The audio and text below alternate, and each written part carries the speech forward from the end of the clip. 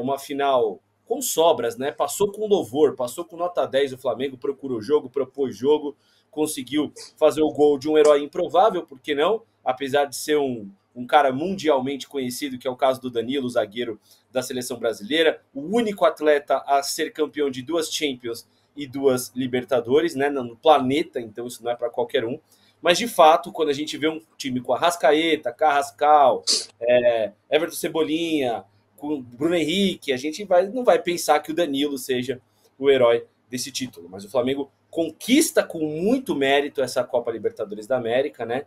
E literalmente agora afunda o Palmeiras numa crise, né, sem precedentes. Vale lembrar que é o primeiro ano sem títulos da era Abel Ferreira. Tiagão, antes da gente falar sobre os pormenores dessa final, queria a sua opinião sobre o que você achou do jogo em si. Leozinho, meu fiel escudeiro, nossa audiência, nossos estagiários e estagiárias. Cara, eu vou te falar uma coisa, a minha expectativa era muito alta para essa final, muito alta mesmo. Mas, tecnicamente falando, Léo, vou ser sincero que eu me decepcionei um pouco, tá? Eu achei que foi um jogo aquém daquilo que as duas equipes poderiam proporcionar. Vide a última final em 2021 entre Palmeiras e Flamengo, que foi um bom jogo. Para você ter uma ideia, Léo, eu tava dando uma olhada nos números. Basicamente, ambos os goleiros, com exceção de um lance já no final, já quando estava 1-0 pro Flamengo, que o Carlos Miguel fez uma defesa que a bola bateu na trave e gerou outro lance de perigo, quase que eu poderia dizer que nenhuma vez os goleiros foram acionados durante uma partida inteira com mais de 90 minutos jogados. Então, pelo poderio que as duas equipes têm, eu esperava um pouco mais, eu confesso para você, Leozinho. Exatamente, exatamente. Foi uma final ali sem grande glamour. Eu achei que o Flamengo foi até bem, tentou propor jogo o tempo inteiro.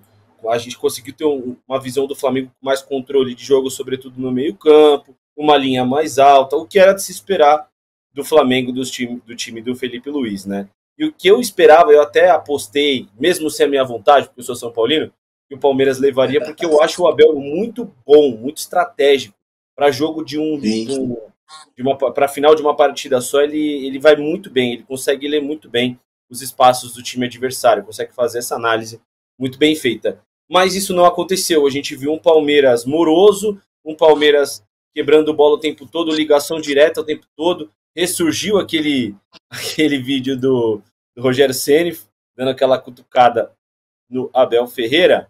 E aí a gente viu uma final ali, obviamente, que não foi aquela trocação franca e tudo mais. O que eu percebi, Thiago, é que quando o Flamengo faz o gol, o Palmeiras se solta, vai para o ataque e o jogo melhora, principalmente para o próprio Palmeiras. Né? A gente viu a chegada com o Vitor Roque, a gente viu as chegadas com o Alan, o menino Alan, depois que o Facundo entrou também, a gente viu o time um pouco mais vertical. Alguns jogadores do Palmeiras foram muito, muito, muito, muito abaixo, que é o caso do Kelvin, que inclusive foi responsável por ter dado ali aquele escanteio que originou o gol. A gente viu um Murilo, tem aquele lance do primeiro tempo do Murilo, que ele vai tentar, muito parecido com o Andrés Pereira, que ele vai tentar dominar a bola e acaba tocando sem querer. O Bruno Henrique pega, toca pro Arrascaeta, o Arrascaeta erra um gol na cara, o que é muito raro, né? Mas em momento algum, Thiago, eu vi o Flamengo sofrendo no jogo. Eu vi o Flamengo, putz, agora tá ruim, a não ser depois do gol que o Palmeiras se solta pro ataque. Você teve a mesma visão? Cara, acho que você foi categórico e eu faço as minhas palavras e a minha análise também. Eu fiz até uma análise no pós-jogo, no próprio sábado ali, falando mais ou menos o que você acabou de relatar. Eu acho que realmente o Palmeiras foi bem abaixo daquilo que a gente imaginava. E um detalhe importante que você observa, tudo bem que o Palmeiras estava em desvantagem, mas tem se tornado uma tônica. Todos os jogos que o Palmeiras precisa do resultado, se você observar, todos os jogos o Gustavo Gomes vai para a área e aí fica aquele bumba meu boi, bola na área, aquele tentativa de abafa. Falta um pouco de estratégia, ao meu ver, tá? Obviamente a gente está falando do Abel, tem que ser respeitado por tudo que fez nesses 5 anos de Palmeiras até agora, mas eu acho que talvez o trabalho do Abel tenha batido no teto já, falando em questão de trabalho, de planejamento. Jogadores que ele está nos últimos tempos não tem dado, vamos dizer assim, não tem dado certo ou ainda não deram certo para o Palmeiras. Mas eu vi uma partida muito próxima do que você falou, Léo. O Flamengo não teve nem aquela história do vamos saber sofrer, né? Não precisou. Então eu acho que realmente O Flamengo fez um jogo que precisava fazer. Eu acho que 1-0 foi pouco ali, né? Dentro daquilo que a gente imaginava. Mas venceu quem tinha que vencer, como foi a análise que eu fiz pós-jogo no próprio sábado. Exatamente, cara. E de fato a gente vê um Flamengo dominante na América do Sul, né? E vou até pedir para o João colocar na tela aí daqui a pouquinho o link, porque o Flamengo já prepara duas contratações para o ano que vem. São contratações pontuais. A ideia do José Boto é focar no mercado nacional, não no mercado internacional, né? Então o Flamengo está priorizando um zagueiro e um centroavante ali para fazer sombra para o Pedro, né? É uma ideia que o Flamengo já tem, né? Lembrando que o Flamengo decide o Campeonato Brasileiro agora na quarta-feira contra o Ceará em casa, uma vitória simples garante matematicamente o título para o Flamengo em casa, né? E aí vai ter poucos dias, Thiago, poucos dias até chegar no primeiro jogo do Intercontinental. Para quem não tem internet em casa e está vendo a nossa live agora, o Intercontinental mudou o formato, né? Então, antigamente eram 2 jogos, tanto dos sul-americanos quanto dos europeus, né?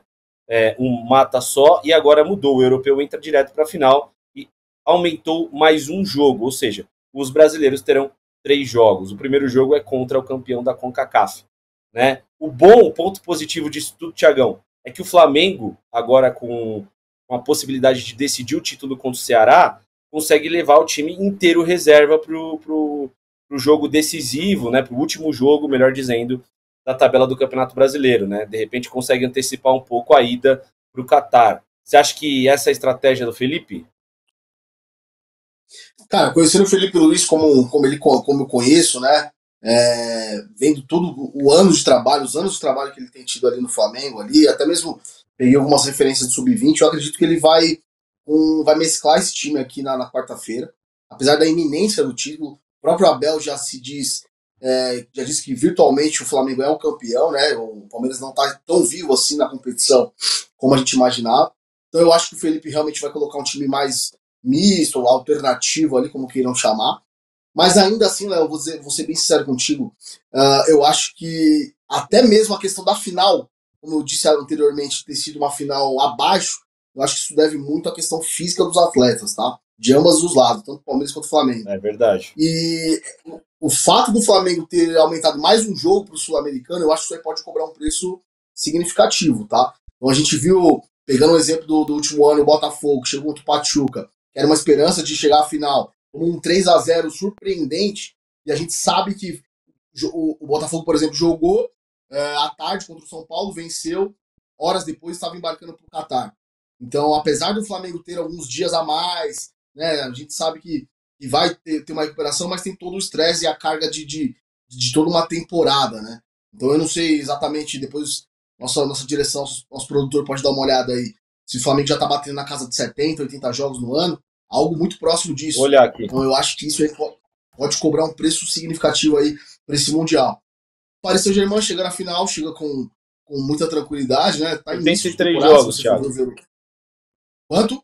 73 jogos até o momento. Foi o que eu imaginei.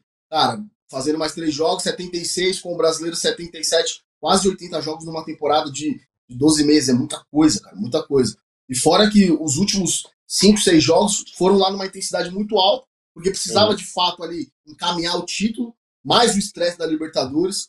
Então eu acho que o Flamengo tem que tomar cuidado para não ser surpreendido como o Botafogo foi no ano passado. Perfeita análise, Thiagão. Concordo muito com você. E tem que garantir o título agora contra o Ceará, porque aí, cara, você consegue ir com antecedência para o Catar. A gente sabe que é um voo de praticamente ali se você com a escala pode bater quase 24 horas, se você analisar.